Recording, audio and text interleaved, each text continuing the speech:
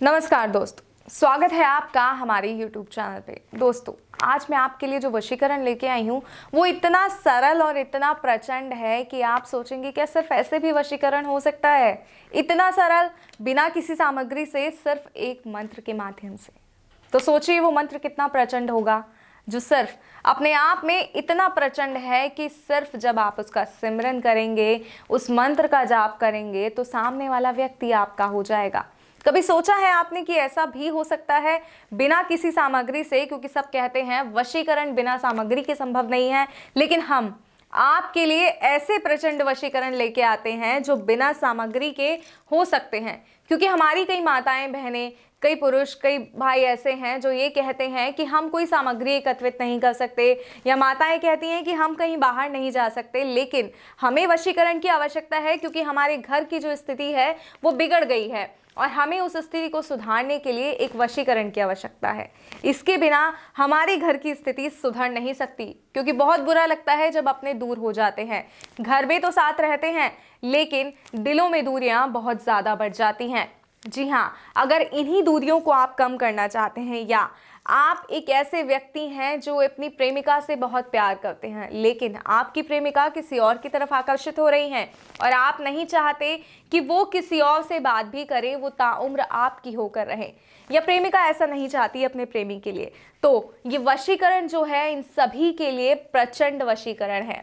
इस विधि को ध्यानपूर्वक सुनिएगा, सही प्रकार से कीजिएगा। और एक और मेरी खास बात कि किसी भी गलत मंशा से वशीकरण का प्रयोग नहीं कीजिएगा। इसलिए वशीकरण विधि को करने से पहले कई बार सोच समझकर इस विधि को अपनाइएगा, मैं आपसे बार बार ये कहूंगी। और वशीकरण का एक सबसे पहला नियम है कि जब आप वशीकरण कर रहे हो तो कोई आपको देखे ना।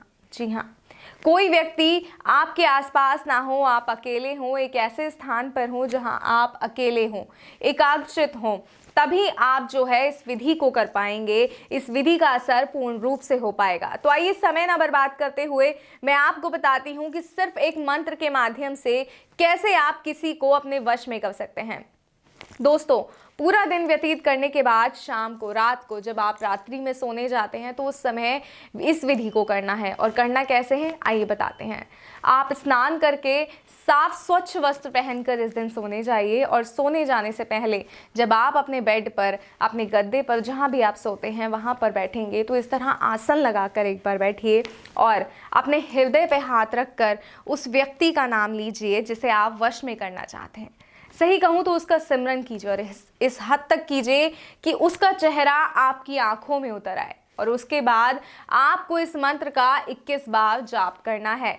जैसे ही आप इस मंत्र का जाप करेंगे उसके बाद आप सो जाएंगे। सुबह जब आप उठेंगे तो आप देखेंगे कि वो व्यक्ति किस तरह पागल हो रहा है आपसे बात करने के लिए, किस तरह सिर्फ और सिर्फ आपकी सुनना चाहता है। अगर कोई माता है तो उनका बेटा सिर्फ उनकी आज्ञा मानेगा, किसी और की नहीं सुनेगा। अगर कोई पत्नी है तो उसका पति इस तरह उसके आसपास घूमेगा कि बस उसके सिवा दुनिया में कोई और है ही नहीं। अगर आप चाहते हैं ऐसा तो इस मंत्र को ध्यानपूर्वक सुनिए। और मंत्र है ओम नमो भगवते त्रिलोकचन मम वश्यम करु करु स्वाहा। एक बार और मंत्र बताती हूँ, ध्यान से सुनिएगा। ओम नमो भगवते त्रिलोकचन मम वश्यम करु करु स्वाहा। इस मंत्र का 21 बार जाप करना है, व्यक्ति का नाम लेना है।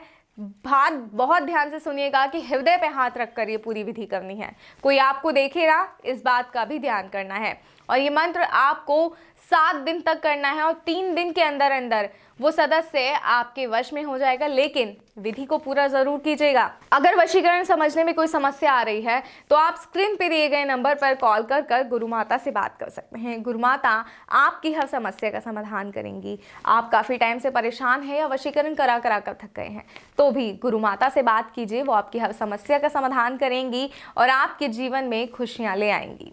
नमस्कार।